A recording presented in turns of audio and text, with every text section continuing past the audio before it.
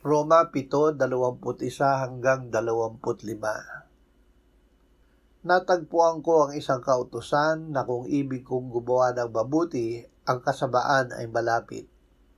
Sapagkat ako'y nagagalak sa kautusan ng Diyos sa kaibuturan ng aking pagkatao.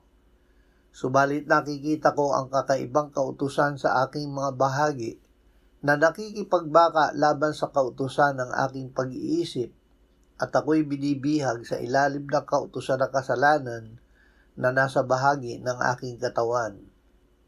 Kahabag-habag na tao ako. Sino ang magliligtas sa akin mula sa katawang ito ng kamatayan? Ngunit salamat sa Diyos sa pamamagitan ni Hesukristo na Panginoon natin. Si Hesukristo ang nagpapalaya.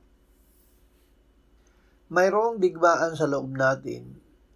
Naroon ang pagdanais na sumunod sa Diyos, ngunit naroon din ang hilig ng laban sa kasalanan.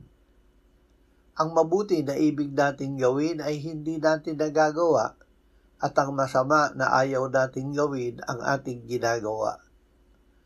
Paano tayo makalalaya sa pagkaaliping ito? Sinabi ni Pablo, salamat sa Diyos sa pamamagitan ni Hesukristo. Si Kristo, hindi tayo ang ating tagapagligtas. Aminin natin ang ating kahinaan, ngunit huwag tayong sumuko. Lumapit tayo kay Jesus.